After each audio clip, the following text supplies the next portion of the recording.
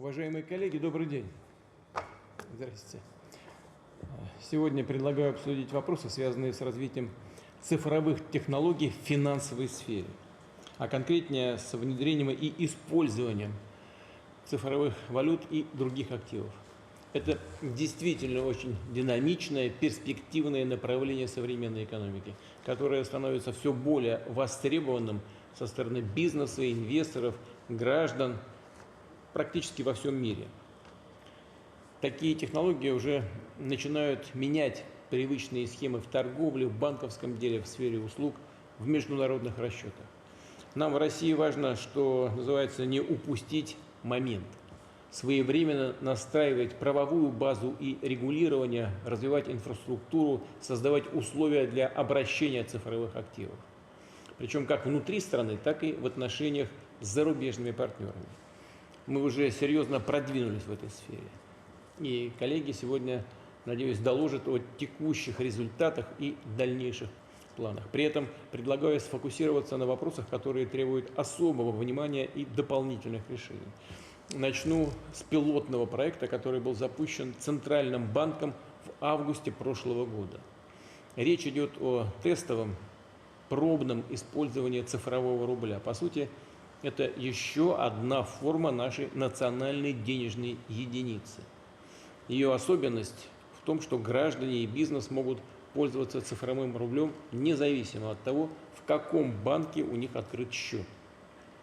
В проекте принимают участие 12 банков, 600 физических лиц и 22 торгово-сервисных предприятия из 11 городов. По состоянию на 1 июля в этой системе уже совершено более 27 тысяч переводов и свыше 7 тысяч оплат товаров и услуг. Словом, платформа цифрового рубля в рамках пилота показала свою работоспособность и функциональность. И теперь нужно сделать следующий шаг, а именно перейти к более широкому, полномасштабному внедрению цифрового рубля в экономику, в хозяйственную деятельность и в сферу финансов. Рассчитываю, что сегодня мы подробно поговорим на эту тему. И отдельный вопрос касается так называемых криптовалют. Они не являются денежными единицами в обычном понимании, но все чаще используются в мире как средство платежа в международных расчетах.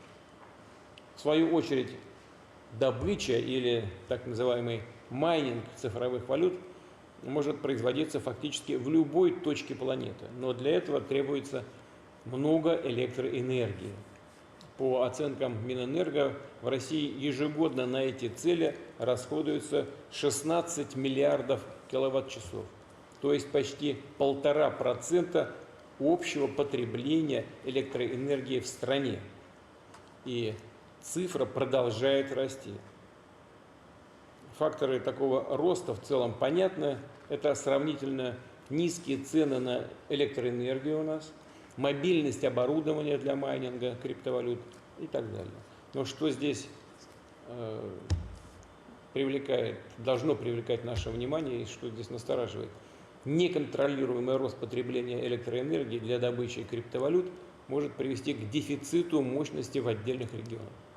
Это уже отмечается в Иркутской области, в Бурятии, в Забайкальском крае.